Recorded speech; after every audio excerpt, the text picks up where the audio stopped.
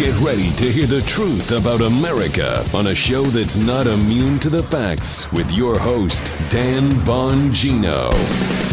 Finally, some positive developments. Yes, we all could use some positive news in these troubling times. I've got a lot for you today, ladies and gentlemen. Don't go anywhere. Today's show sponsored by ExpressVPN. Protect your online data today. Protect it now at expressvpn.com/Bongino. Welcome to the Dan Bongino Show. Producer Joe, how are you today, fine sir?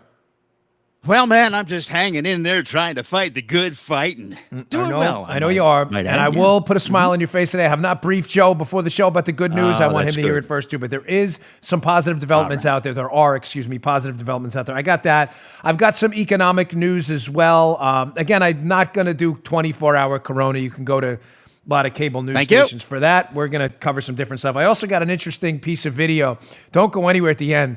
This totally out-of-touch elitist snob on school choice. You're like, damn, with all this going on, school choice right now? No, it's a short video, but I promise you, the way this woman talks about poor people is epidemic of the liberal ethos about how stupid you all are. So stay, that's what they believe. Stay tuned for that. Don't go anywhere. All right, today's show brought to you by buddies at Genucel.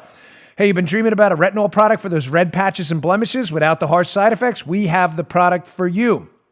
But Lisa from Athens, Georgia has already figured that out. She's saying, this redness on my face after I've been using Genucel RR is gone.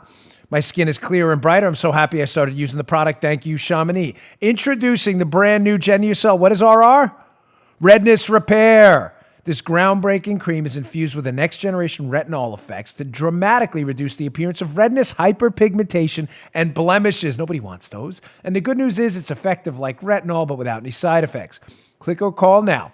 And the Genucel Redness Repair is yours free for ordering the classic Genucel plant stem cell therapy for bags and puffiness. Go to Genucel.com and enter my special promo code DAN30, that's DAN30 at checkout.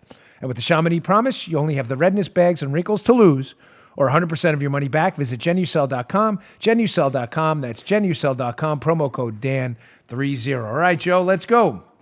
There's that confounded bell. There you go. I know. We are not giving up our bell even in these times of crisis here. Ladies and gentlemen, there is some good news out there. Please spread the word so we can start to stem some of the volume and tidal wave of bad news that's getting everybody super depressed, starting to take a dramatic toll on our mental, physical health, our economy, and elsewhere. Man. We're in a crisis time, no doubt. Serious situations being dealt with, but there are some positive developments. Let's get right to it. Washington Examiner piece. I'm going to play a video in a second describing this better. But please read this. Go to our show notes, Bongino.com/newsletter. If you want to subscribe to the show notes, I'll send you these articles every morning. I heard about this a long time ago. I'll tell you why in a minute. Can I talk about that, Paula? Yes. Okay. I have to. You'll understand why I had to ask my wife's permission there, my co-producer here in a minute. Washington Examiner headline: Malaria drug sees promising signs as future coronavirus treatment. Now, you don't need to hear it from me what this malaria drug is and how it works. I'm going to play some video from Tucker Carlson's show last night with the actual MD, medical doctor, who was involved in this research, talks about it himself. It's a shortcut, but I'll explain to you. But before we get to this drug, hydroxychloroquine, hydroxychloroquine. We had heard about this a little bit ago, and the reason is, for those of you who want to know a little bit more about my life here, my wife has a manageable condition and takes that drug now and is all over the research about corona. My wife is a natural preparedness person. Hurricane season, she's reading about her. She knows more about hurricanes than almost anybody else I know. Same thing with corona. She had read about this weeks ago. I was hesitant to put it out there because I'm obviously not a medical professional. I'm not here to give people medical advice. But this drug, it appears from the early, and I want to emphasize early results, hydroxychloroquine seems to be working effectively in the early results. Listen to this doctor, and this is some very, very good news. Check this out. Hydroxychloroquine has been on the market for over 50 years with a quality safety profile. And I'm here to report that as of this morning, about 5 o'clock this morning, a well-controlled, peer-reviewed study carried out by the most eminent infectious disease specialist in the world Didier Raoult, MD, PhD, out of the south of France, in which he enrolled 40 patients. Again, a well-controlled, peer-reviewed study that showed a 100% cure rate against coronavirus. Huge. Huge. Huge news. The news gets even better. Again, these are early results, but that's a involved, active medical professionals on the Tucker Carlson show last night talking about dramatic results. What's the even better news? Ladies and gentlemen, this drug has been around forever. And it, relatively speaking, compared to other therapies, is super cheap and apparently easy to produce. It's been around for malaria, for, in my wife's cases, immune disorders of the immune system. I don't need to go into any specifics, but she's fine. It's a man, but I've mentioned it kind of before on the show. Amazing. There are some positive developments out there, folks. We don't need to be doom and gloom 24/7. It's not helping. Let's just get the facts. Let's digest the facts. Let's appropriately gauge our risk based on that fact, the facts and the data out there, and let's get on with our lives. But to get on with our lives in a reasonable fashion, we have to know the risk and adjust our behavior accordingly. There are some positive developments. We don't need 24-hour doom and gloom. Please. More good news. This is the good news segment. All right. Time, which I rarely put, Time magazine. The first U.S. company has announced an upcoming home COVID-19 test for the Wuhan virus from China. This is great news. Apparently, if this is legitimate, gets all the necessary approvals, and can bump up production in time, you could be able to test yourself at home. Again, there are some positive developments for people's own psychological and mental health. We don't need 24-hour doom and gloom. We need facts and data to appropriately gauge our risk. Oh, boy. More good news. Apparently, plasma treatments are having some effect. Plasma from recovered patients given to people infected with the Wuhan virus. More good news. Apparently, there's a Japanese antiviral. Again, let me emphasize, early stage research. A Japanese antiviral drug is apparently having, we can't say Japanese, gosh, that could be racist too. The liberals may jump on us there. A Japanese antiviral drug may be having some extremely positive effects on decreasing the progression of the disease and the viral load.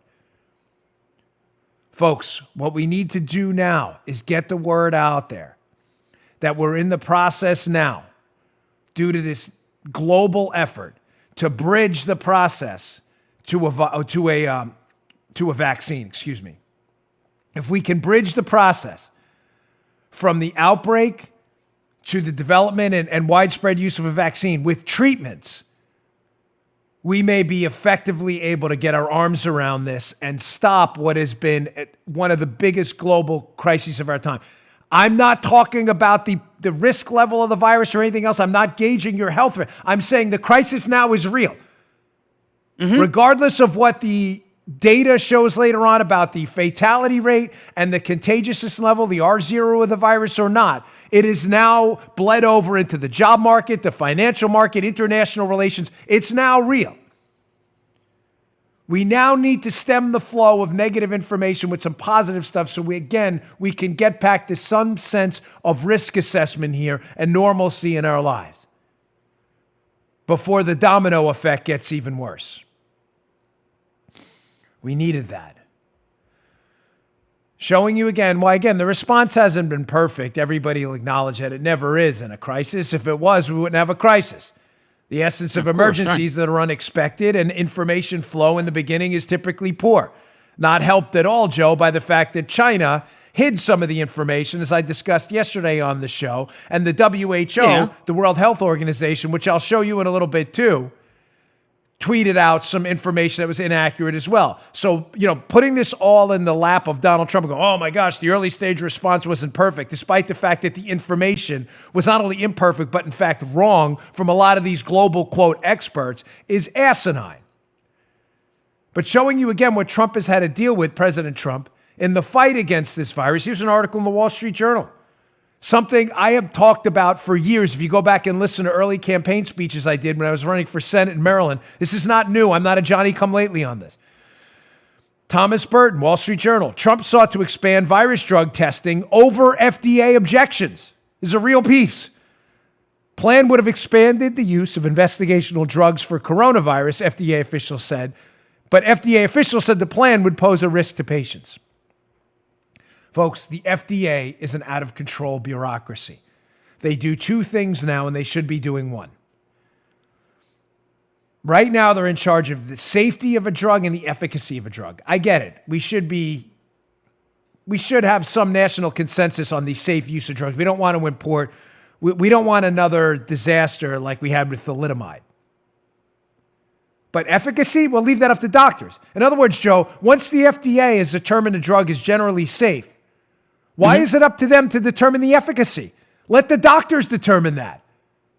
Yeah, they see it I'm firsthand. serious, Yeah. right? I mean, pretty common sense. Yeah. If a doctor thinks an off-label use for a drug is going to work and it's having positive results, then why are the FDA bureaucrats getting involved?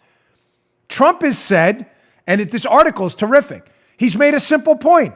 Listen, if this drug is safe and some doctor or intelligent researcher working with a medical staff thinks some drug, a malaria drug like hydroxychloroquine, will have an effect on corona and it's safe, then let them do their thing. The patient has to consent. This isn't, we're not going to be doing medical experiments on people without their permission. But again, President Trump is dealing with an entrenched bureaucracy. The media, of course, wants to cover for all that. Why, Joe? Because they love the entrenched bureaucracy because they're liberals. That's what they do. They love the state power. They hate individualism and individual choice. That's why the media, outside of the Journal and others, will generally avoid these types of stories. Oh, you didn't hear about that? Trump's been fighting with the FDA to get drugs out there? No, of course you didn't hear about that, but you'll hear about it here. Right. All right. I want to cover other news. There's other stuff going on. We'll get back to, of course, we have our daily fake news propaganda alert update. Always. Today's portion of the show, what'll it be? The D block, if we're in TV terms. A block, they go by letters. The D block of today's show is extensively populated with media stupidity, talking heads humiliating themselves on the air. But before we get to that, I want to get to some other stuff because there are other things going on. The left, of course, Joe, never let a crisis go to waste. You know how they are. No. Yeah. Eric Holder and others, former Obama administration attorney general, in the midst of the primary season, is out there advancing with Stacey Abrams, losing gubernatorial candidate from Georgia, is out there advancing this perpetual liberal myth that Republicans are engaged in active voter suppression. Don't let listen. They never ever crises. What do they say? The beatings will continue until morale improves. They don't care. Yes. Doesn't matter. Karl Rove, as a piece up in the Wall Street Journal, it's a good one. It's worth your time if you're a subscriber there. Talking about how, yes, they are now trying again to raise money on the fantasy that Democrats are suppressing the vote. Quote, Karl Rove, headline, the voter suppression smear is back, but local Democratic Party officials are to blame for long rates in recent primaries. What happened? What's the story? Yeah. The Texas primary, folks. There was a gentleman apparently in Texas who had to wait upwards of 5 to 6 hours to vote. So, of course, Eric Holder and Stacey Abrams, taking advantage of a situation and stupid people who don't do their research, said, oh my gosh, this man happened to be a minority. This was definitely voter suppression. Definitely. And look, Texas is run by Republicans. You ever notice that when you ask someone from Texas where they're from? They say, Texas. Oh, yes. I love that. Texas is run by Republicans, so of course Eric Holder, noted political hack, destroyer of common sense everywhere he goes, definitely voter suppression. Little bit of a problem, as Karl Rove indicates in the piece. Of course, when you actually do your homework on it, which Eric Holder expects you won't do, because if you're a liberal, homework isn't really your thing. You just accept liberal talking points, even though all of them are false, because you like being lied to or you're a liar yourself. When we dig into the story, we find out this happened in Harris County. Well, why does that matter? Well, because the Harris County clerk and their election officer, Diane Troutman, are Democrats. And they were in charge of Super Tuesday's vote. Wait. Hold on. Keep that up for a second. So you're telling me where this guy was kept from voting allegedly for 6 hours, that it was run by 2 Democrats?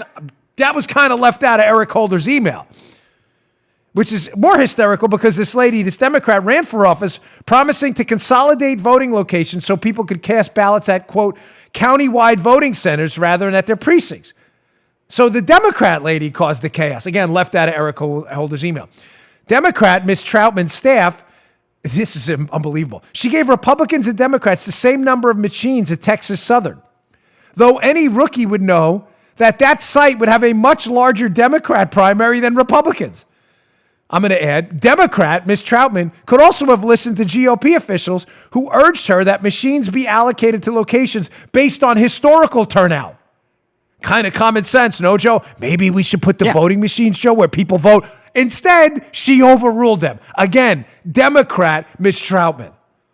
Conveniently left out of lying Eric Holder's email. Oh, one more. It turns out that Mr. Rogers, the voter who had to wait 6 hours, was ineligible to vote. He's a felon on parole. And under Texas law, he was not allowed to register until he completes his sentence in mid-June.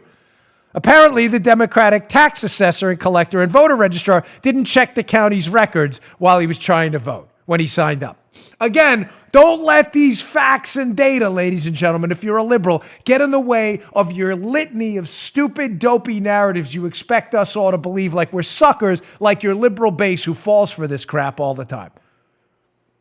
He's forced to wait for 6 hours. He wasn't eligible to vote. Doesn't matter. Voter suppression by Republicans. The county's run by Democrats who made the voter booth allocation decision. Doesn't matter. Definitely GOP voter suppression, no doubt. Do you realize how dumb you have to be a liberal? You are on the wrong side of every single, I'm not kidding, every single issue. I cannot think of a single issue. Anything you say makes sense on. Anything. We need socialist medicine, man. Look at this corona. This is great. It started in a communist country, you morons. This epidemic is out of control right now in a country that has nationalized healthcare. Are you not following the news, or are you following it and too stupid to process the bits coming your way? There's no option C here. Oh my gosh. Again, they're hoping in the midst of this crisis, Eric Holder and Stacey Abrams and other liars, they're hoping that they can get these myths out there and nobody will fact check them because there's a lot going on with Corona. No, not on this show. We're not doing 24-hour Corona here. We're not doing it because there's other things going on. Economic repercussions. I got a school choice. I'm telling you, this video I'm going to show you later is going to blow your mind. It's so unbelievable. I don't even want to tease it anymore because I don't want to oversell it. All right, let me get to my second sponsor, and we got to get to the fake news update because it's pretty profound today. The stupid is contagious. I mean, really contagious.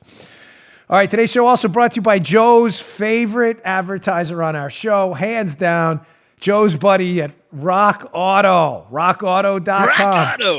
Joe loves it. Why? Because Joe is a do-it-yourselfer. He fixes his own. Joe is super handy, folks. When we put together my home studio in my basement in Severna Park, when we were doing the show out of the basement before we had all you as listeners, Joe was down there with that drill and drilling stuff. I was quite impressed. Joe fixes his own car. And when I took on Rock Auto as a sponsor, I didn't tell him in advance. I just started reading it. He's like, wait, time out. He's like, I go to Rock Auto. I love that place. You should go there too. Man. Chain stores have different price tiers for professionals and do-it-yourselfers like Armacost. RockAuto.com's prices are the same for everyone. They're reliably low. RockAuto.com always offers the lowest prices possible rather than changing prices based on what the market will bear like airlines do. RockAuto.com's for everyone. It does not require memberships or account login. Ladies and gentlemen, if you get your car parts anywhere else, Joe, can you attest this? I'm sorry, you're making a huge mistake if you're going anywhere else. Get them quick and they're good, right? Man. Yeah. Quick and yes, we should add that to the read next time. Joe Armacost, quick and good. RockAuto.com. I'll leave that one for another day. RockAuto.com is a family business serving auto parts customers online for 20 years. Go to RockAuto.com, shop for auto and body parts from hundreds of manufacturers. They have everything from engine control modules and brake parts to tail lamps, motor oil, and even new carpet. It's for your classic, they got it. Your daily driver, they got it too. Few easy clicks, comes right to your door. Quick, right, Joe? Right there. Bang, zoom. Front door. Man, real fast. RockAuto.com catalog's unique, super easy to use. Best of all, prices are always reliably low. I can't say that enough. Why spend and waste money on other places where you're paying twice as much? Makes no sense. Go to rockauto.com right now. See all the parts available for your car or truck. Write Bongino is important. And how did you hear about us? That box, so they know we sent you. Write my last name in there. Amazing selection, reliably low prices. All the parts your car will ever need. Rock Auto. All the parts your car will ever. I'm sorry, Rock Auto, if I'm crushing your theme song. I'm trying. I'm working on it. RockAuto.com. Write Bongino, and how did you hear about us? I love that. Good job, man. Thank you, buddy. I appreciate it. Joe likes it too. All right, getting back to our fake news. I have to add a section. Fake news / media propaganda alert. Ladies and gentlemen, let me just, before we get to our fake news segment today, let me reiterate something I've said often on the show. I am an avid, firm supporter of our First Amendment and the freedom of the press. Outside of criminality, obviously. Can't threaten people. Right. No exceptions, full stop, period. There's no but there. Having said that, freedom of the press, as I always say, gives them the freedom to be stupid. And do they have to take us up on the offer every single time? The answer is yes, they do. Our media in this country, is totally useless. It's not just that they engage again in misfeasance, they engage in malfeasance. Misfeasance, lady trips on the sidewalk, you walk past her, you don't help her out. Misfeasance, you didn't do the right thing when you could have. Malfeasance, she goes to get up and you deck her. That's malfeasance. You're actively hurting this person as they're trying to get up. The media is actively hurting us right now, some of them, by promoting propaganda and literally fake news that's fake. We're going to cover this every day because you're being inundated with inanities and bull. You can figure out the rest. Let's go to number one. NBC News' hilariously stupid Richard Engel, who wants this to be called now. This is not fun. I can't help it.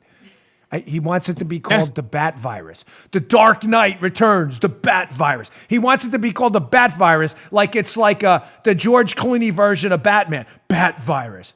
Bat Virus. Remember that? Remember the Batman show with Adam West? He wants it to be called Bat Virus. This is not, I'm not manipulating this clip. This is real.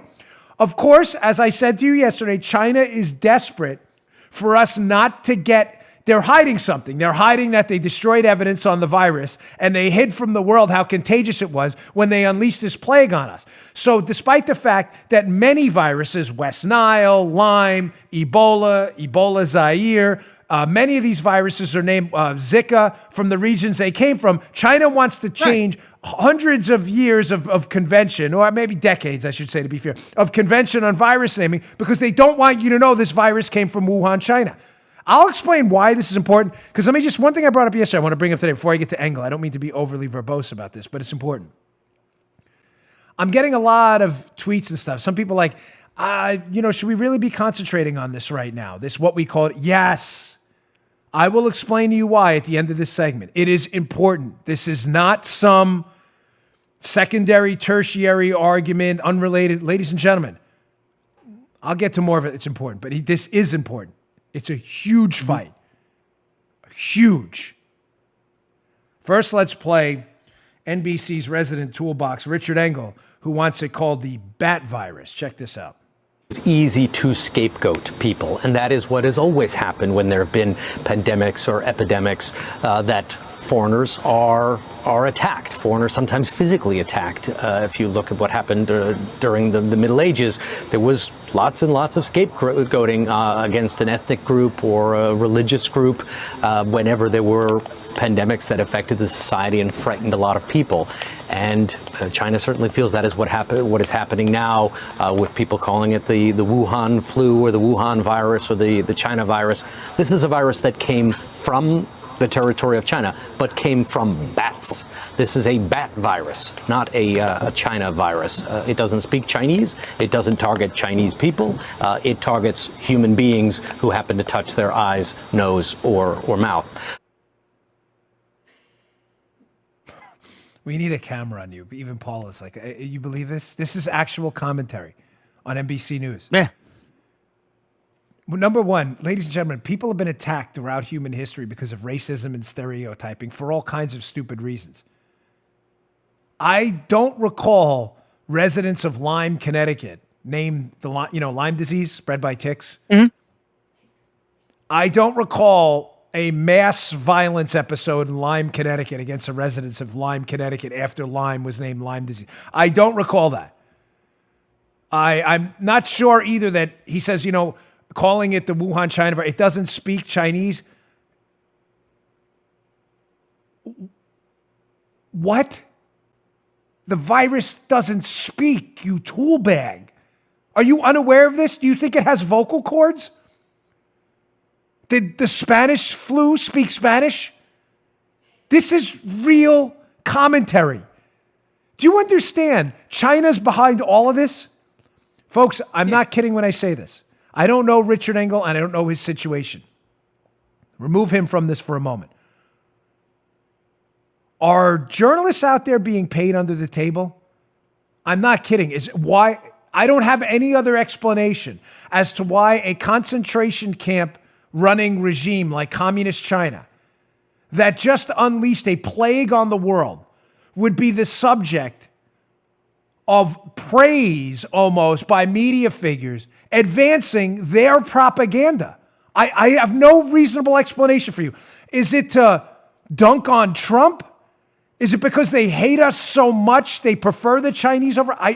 I'm not kidding. I don't have a reasonable explanation. Are they being paid? Is it a money thing?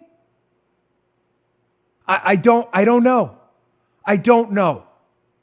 Is it the sponsorship deals they have? I don't know what it is. Again, propaganda fake news segment. Here's the WHO, who's also kind of suggested, don't call the China Wuhan coronavirus the Wuhan coronavirus, God forbid. Here's the WHO. They're a bevy of great information, Joe. The WHO, international bureaucracy, they're terrific. They tweeted this gem out a little while ago. Please, ladies and gentlemen, do not take the WHO's advice here. This was January 14th of 2020. Preliminary investigations conducted by Chinese authorities. We can stop right there, folks. Jeez. But moving on, Joe, they have found no clear evidence of human-to-human transmission of the novel coronavirus identified in Wuhan, China. Folks, if that is entirely inaccurate, please understand that. I'm not kidding. I was a little hesitant to even put up the WHO stupid tweet on the show, afraid people would stop the show here and think that's accurate. Now you're wondering why the Chinese don't want us calling it the Wuhan, China coronavirus? Maybe because China was ground zero for a disinformation propaganda campaign, including stupid information like it can't be transmitted human to human. No, it can. That is 100% certain. And now do you get why these media tool bags, because they have to dunk on Trump all the time? They don't care about Zika, West Nile, Rocky Mountain spotted fever, Lyme disease, Spanish flu. That never bothered them until Trump was president, ever. They are desperate to hide the fact that this came from China for the Chinese because the Chinese are hiding devastating information. Here's a good news. I'm trying to do good news, bad news. Here is the great Kellyanne Conway. We really enjoy her commentary here.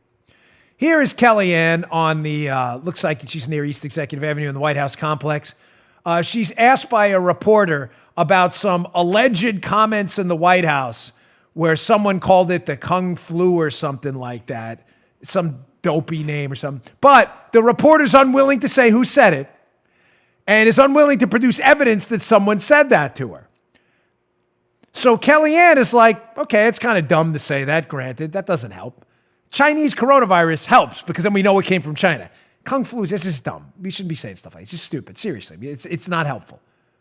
Here's the problem. This lady's totally unwilling, this reporter, to tell Kellyanne who said it or to produce any evidence anybody said it. So Kellyanne's like, okay, we're really focusing this over. Let's tell us who said it. We'll take care of it right now. Watch this exchange. This is priceless. Who they are. But hold on. You can't just say that and not name them. Tell us who it was. Come up here and tell us who it was. I'd like to know, because I'll go inside. Right, what is your message to those staff? No, I'd like to know. Rather than having Excuse me, that's been alleged. No, Yamiche, excuse me. So is that wrong? Yamiche, I'm not dealing in hypotheticals. Of course it's wrong. But you can't just make an accusation and not tell us who it is. Who is it? Come and tell us. It's wrong. Yamiche, if you want to argue, I'm going to argue about standing away from each other and washing our hands and everything. But just tell us who it is. You're telling those staffers, of course it's wrong. Who was it? Tell us. I think we have. Understand how these conversations go. I don't know. I don't know how these conversations go, and that's highly offensive. So you should tell us all who it is. I'd like to know who it is. I'm not going to engage in hypotheticals. Simple question. Kellyanne's giving her the solution right there, Joe. It's offensive. Kellyanne Conway's husband happens to be Asian, by the way. She's like, we'll go in there right now and take care of it. Joe, sound fair? Yeah. Someone said something stupid? It is. It's dumb. Let's go in and take care of it. No, you know how these conversations go. I don't want to name it. That's the problem. Yeah. We know how these conversations go. Yeah, we know too. We know how they don't go too. Did you say it or not? Right. Let's fix it right now. Everybody wants to handle it. Tell us who it is, out this person, and we'll take care of it. Granted, not helpful. She doesn't want to do it. Just wants to argue on right off East Exec Avenue, Kellyanne Conway, and Yamiche, or whatever her name, the one who asked another. She was one of the ones yesterday. Why are we calling it the China coronavirus? She wasted her question at the press conference because it's coronavirus from China. Are you too stupid to figure that out? Now, again, the left-wing media's new talking point. I'm gonna end this as to why is it, because you may say to yourself now too, fairly enough, why are we wasting time on this? No. You're making a big mistake if you just think this is some naming issue in the middle of a crisis. No. I'm going to get to that. Don't go anywhere. Showing you what frauds these people are. Here is the left-leaning Vox with a V, not Fox with an F, Vox. Vox has been out there too. You're a racist if you call this the Wuhan coronavirus. Oh, really? Here are 3 headlines. 3 from Vox with a V. I get they must be racist, Joe. Here's headline number 1. China's unprecedented quarantine to control the Wuhan coronavirus. Okay? Racist. Definitely. 100% racist. Absolutely racist. Here's another one, a tweet. People searching for information about the Wuhan coronavirus outbreak. Racist. Double racist. Number 3. An estimated 1 million Muslims are being held in camps for forced indoctrination in China's northwestern province of Xinjiang. Experts say if the Wuhan coronavirus ends up there, it could spread from person to person all too easily. Definitely racist on that one. That's a triple racist trifecta. Someone needs to be fired at Vox. Clearly. Today. Yeah. You don't want racists on your staff. Vox is a far-left liberal rag full of radicals. How can you have these racists on your staff? Fire them today for such poor judgment. They won't, of course. This is all stupid. They're making this up. It's a dunk on Trump episode. That's all it is. Trump's having none of it, however. Again, good news, bad news. I tweeted at him yesterday, Mr. President, don't stop calling it the Chinese coronavirus. We stop now. You're free. I'm telling you right now, free speech, throw it right out the window. I am not kidding.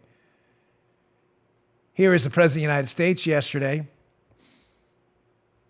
right next to the Oval Office, talking to the press. I want you to pay particular attention to how he refers to this deadly plague unleashed upon us. Check this out. We're using the full power of government in response to the Chinese virus.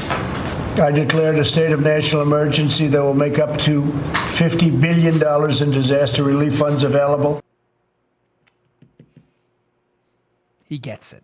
You know, it's not always peaches and cream with me and politicians, anyone, president or anyone else. It's not. A lot of times I have ups and downs. There are things I agree with. Sometimes I don't. I was talking to Paula last night, and I'm like, it's moments like that where I realize this is the right guy in charge. It is. It is. I mean, really, I don't worship any politician. It's not my thing. I don't golden calf anyone.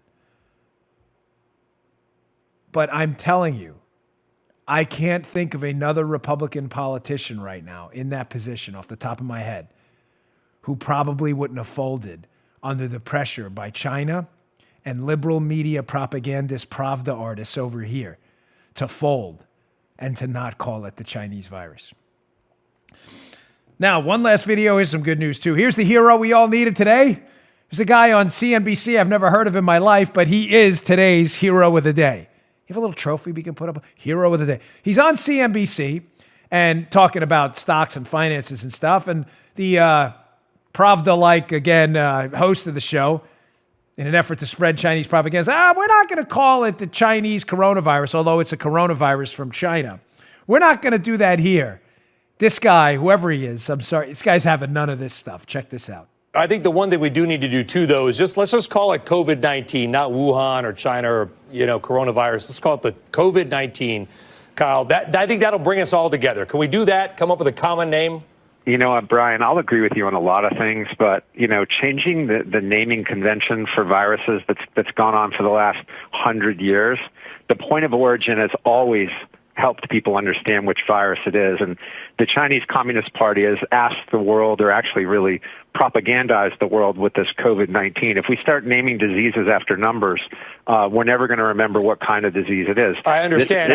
I want to make sure we don't make it, we don't take it to a country level. You know what I mean? Because this is a global fight. You would agree with that, right? We call things West Nile virus. Why don't we call it the Wuhan flu? We can call it whatever we want to call it. I'm not going to call it what the Chinese government wants me to call it. I love this guy. Direct hit. Yeah, direct hit. Kyle Bass, whoever you are, I've never met you. You are the hero we all needed today. You hear him? I'm not playing this Chinese propaganda game. Forget it. You call it whatever you want. It's the Chinese coronavirus. I'm not playing your games. Good job. Takes a lot of cojones to do that.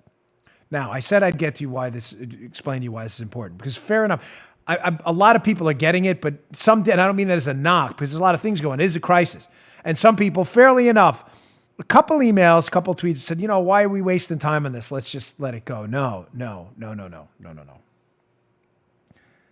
Folks, I'm being dead serious. I know, we interject the show with sarcasm and humor sometimes to kind of break the dour mood these days.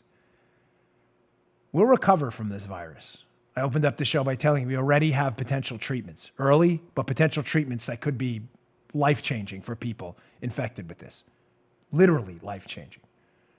There are already vaccines in development. We will get through this. The world has been through pandemics before. This is not the first time, and sadly, it's certainly not the last. We've learned a lot about ourselves here. Folks, not all of it good. We're human beings. We're all sinners. We were not as resilient, not you and my audience, but collectively, as I thought we'd be during this. We can do better. But we always do better. We always learn from these things. Always. We've come out of world wars, regional wars, where we've learned a lot about ourselves too. We've seen incredible heroism in those wars. There have been some mistakes, financial mistakes. Hopefully we learn from them too. Hopefully we learn from this one. But I think what's different about the United States and the people who were born here and who come here is there's a different fighting spirit. There's a reason you want to be here and escape from countries where there's big nanny states. You don't want to be taken care of. You want to take care of yourself. We've had that, quote, rugged individualism. We'll get through this. We will definitely kick this virus's ass long term, if it had one. But we can never recover, ever. This country, as you know it, will be permanently scarred and changed if we allow a foreign, tyrannical, communist government that through massive amounts of misinformation and malfeasance inflicted a plague upon the world to change the way all of us freely speak, as we always had for decades, about pathogens because they want it done. It will change the media. It will change free speech.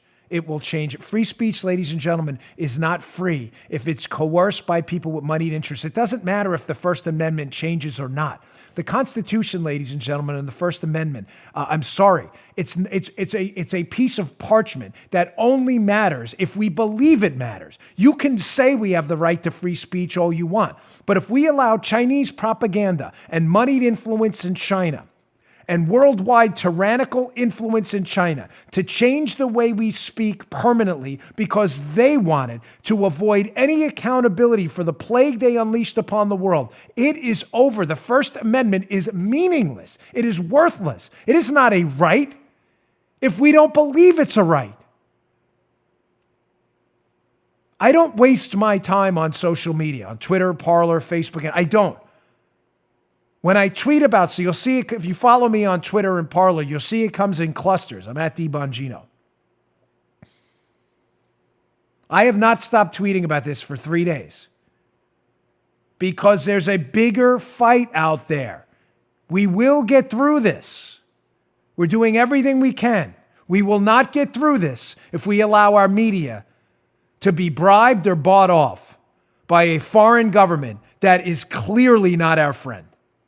There will be no other side to this. It's a huge fight. It's not about a name. It's about, are we a free country now or not? Or are we stuck in China's back pocket forever? That's what this is about. And that's why I spent the whole last 3 days tweeting about the Wuhan coronavirus. Don't even answer racism. It's racist. China's not a race. It's a country, you morons. These liberal idiots. This has nothing to do with the Chinese people. They were the biggest victims in Wuhan.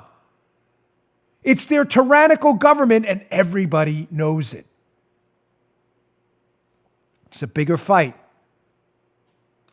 It's not about a name. It is about what this country stands for. And is free speech just a line in our founding documents, or does it actually matter, and is it worth defending? We will not be silenced on this show. Had a conversation with a guy from the gym yesterday. I told him the same thing. I don't care. Listen, you have my word. We will not be silenced here. No matter what. All right, I've got some more to get through. Some economic news is important because this should have been a wake-up call to big government spenders. I want to talk about some things that could happen here, some good news, bad news.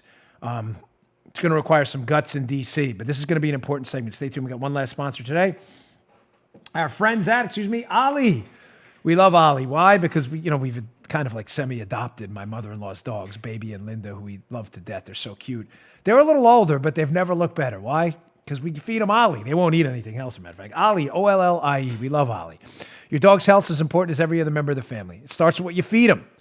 But do you know what's in your dog's food? That cheapo kibble's really rough. Ollie puts dogs first with vet-formulated recipes and fully transparent ingredients to give your dog the healthiest food possible. Ollie makes fresh meals for your dogs with real ingredients that, no kidding, people can eat and delivers them to you on a regular schedule. I don't even like calling it dog food because it's food for dogs. Dog food has that negative connotation. It's gross. This is like if you made a piece of steak and you gave a piece of steak to you. It's not dog food. It's food you can give to the dog. This is food, high-quality food humans can eat. They beat out store-bought dog food on a palatability scale. It means it tastes good. They're 10-1. Smoke them. That's because they create customized, vet-formulated recipes with all-natural ingredients. No preservatives and fresh from U.S. family farms. Go to myollie, myollie.com. Answer a few questions about your dog, and they'll customize recipes to your dog and ship pre-portioned meals so your dog gets the perfect portion every time. They've delivered an astounding 5 million meals. Shipping is free, and if your dog doesn't like the meals, send them right back. They have a money-back guarantee. They will. My two won't eat anything else. Ollie's offering our listeners, get a load of this, 60% off, plus a free bag of treats at myollie.com/try, T-R-Y, /Bongino, B-O-N-G-I-N-O. This is the best deal they have available anywhere. Go to myollie.com/try/Bongino for 60% off, plus a free bag of treats, spelled myollie.com/try/Bongino. Go today. Your dogs will love this stuff. It's terrific. All right. So the economy. Yeah, we're not going to do Corona 24/7. You can get that hysteria on CNN or MSNBC if you're into fake news. But the economy has become a significant fallout factor from what's happened with this pathogen. A couple of things here. There will be economic papers written about the response to this pandemic for probably 10 years. All you economists out there know that. after the financial crisis of 2008. Books and papers were written in mounds as high as, miles high. You're going to see that about this. We are going to test a lot of things. Ladies and gentlemen, what I'm worried about is we may be at the red line into a very dangerous spot when it comes to government debt, and we may not even know it. And like any other emergency, health or financial, it's only an emergency, Joe, because it kicks you in the cajones when you didn't see it coming. If you saw it coming, it wouldn't be an emergency. Kind of like the housing crisis where everybody one day was whistling Dixie and the next day Bear Stearns was going under. If everybody would have saw that coming, they would have sold their stocks, but they didn't. That's why it was an emergency. Unfortunately, that's what's going to happen with our debt crisis if we don't do something fast. Interesting piece by the Wall Street Journal. It's written it's in the news section. It's not in the opinion section, but it's written with kind of a leftist slant, but it's all right. It's still worth reading. Wall Street Journal, coronavirus pandemic to test the limits of how much debt the United States can bear. Ladies and gentlemen, this is a key question. Federal Reserve has a capacity to buy massive amount of bonds if investors balk. What they're basically saying is, when does it stop? I don't know any other way to, when does it stop? And when does the United States spending money it doesn't have? What debt is. If you spend money you don't have, it has to be lent to you.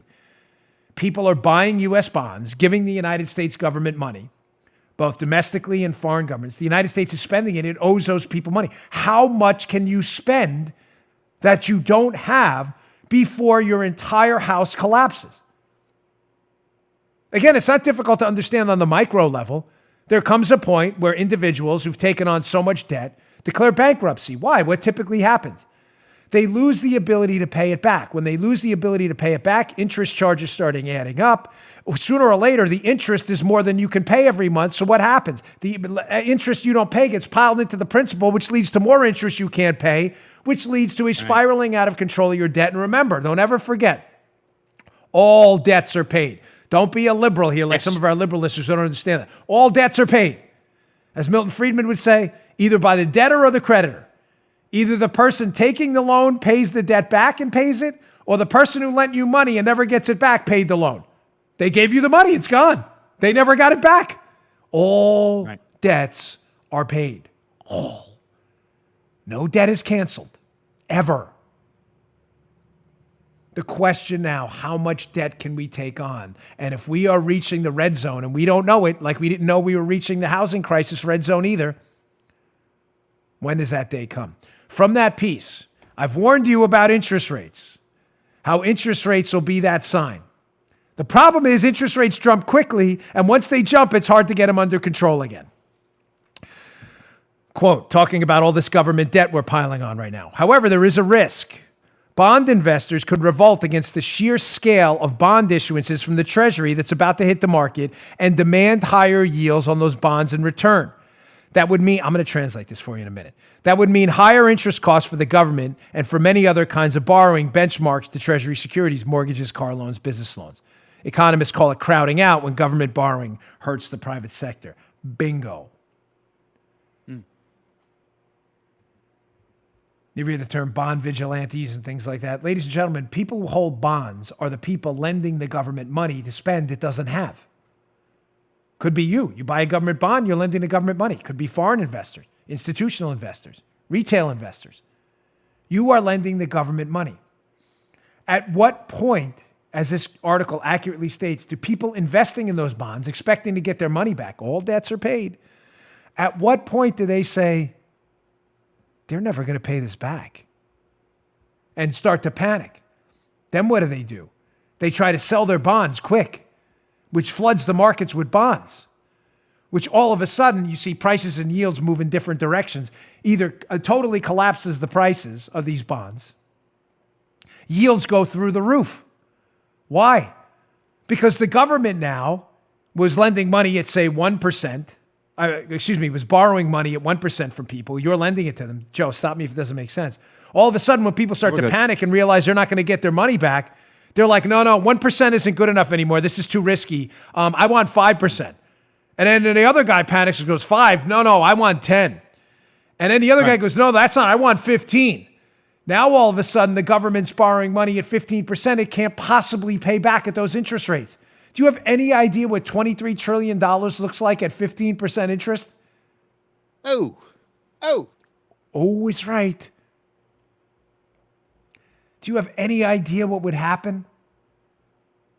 All of this is about to be tested. Folks, this is real trouble. What's the secondary problem for you? Not only will your government go broke, there are benchmark loans that are benchmarked to certain Treasury securities, Treasury-denominated assets, mortgages, car loans, business loans, etc. If the federal government's interest rate, forget 15, that's a dramatic example. Say it were to go to 8 to 9% from the 1% it is now on the 10-year note. You want to borrow a car at 10% interest? You want to get a mortgage loan at 10%? Joe, remember those days in the 80s when mortgages were 10% plus? Oh, Wasn't fun, was it? Yeah. People were coming in going, what monthly payment can I afford? I can afford $500. Really? Because 496 of that's going to be interest. How does that sound for you?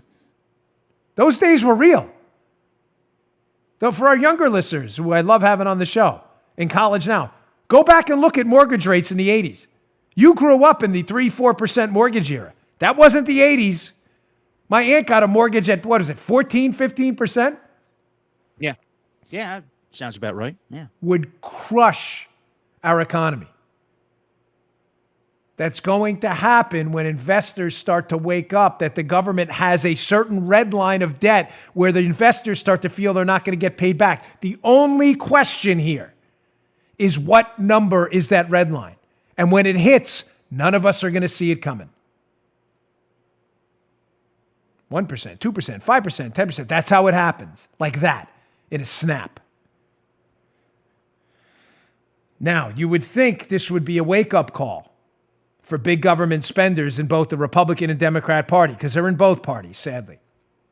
To say what? As I tweeted out yesterday, you would think they would say now, listen, we're in real financial trouble. This is going to be a massive bailout package for the American economy to offset the debt load we're going to take on that could lead to catastrophe, interest rates and elsewhere. If bond investors start to say, no, we're not lending you anymore. We are going to dramatically cut spending, and we're going to do it in the next budget. That would send a signal to those bond investors that the U.S. government is serious about getting a hand on the debt. Nobody's interested in doing that because they're not serious people, a lot of them, who don't understand even basic economics.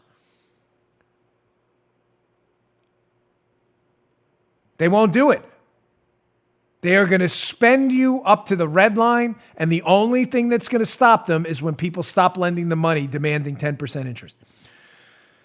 You'd think this be a wake-up call to not overspend when good times are happening. Folks, you know what kind of slush fund we could have put together in these past few years of good economic growth?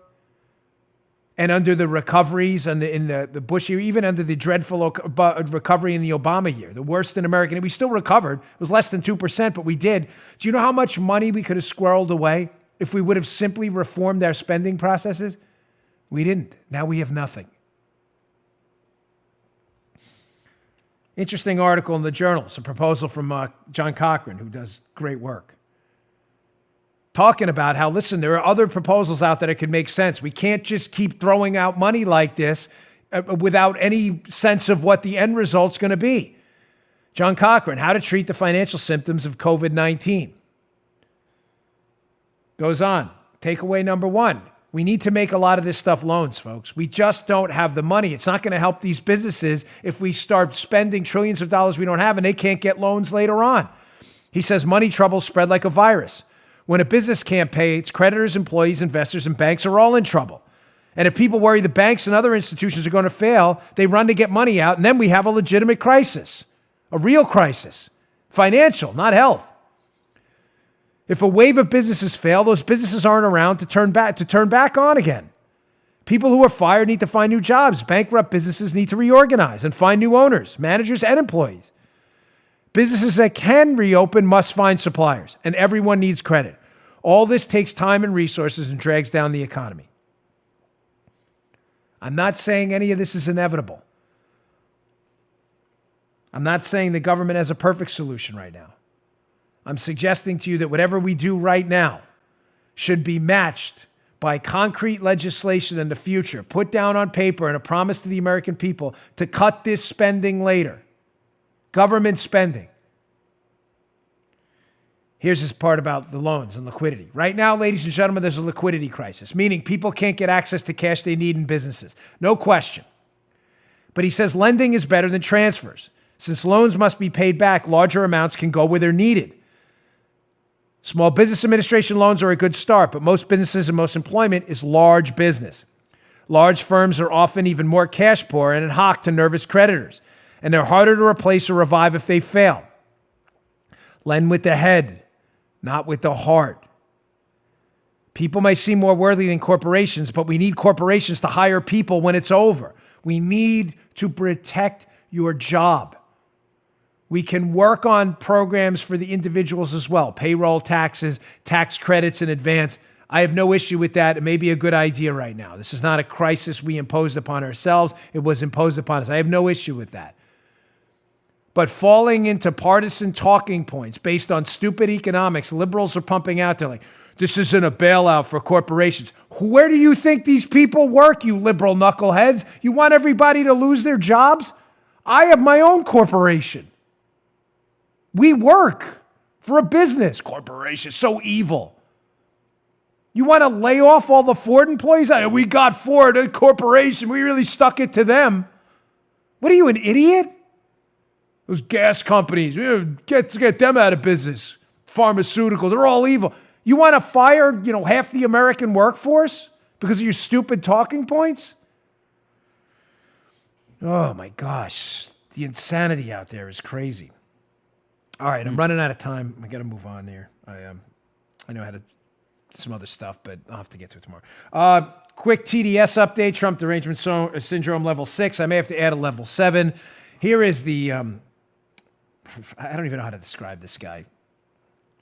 Ever ridiculous Rick Wilson, probably the worst political commentator in the history of Max Headroom-like talking heads on cable news. Rick Wilson thought it was real funny to tweet out yesterday. Check this little gem out from the dreadful body odor carrying Rick Wilson. Picture Melania Trump on CNN. He tweets, hashtag be infected.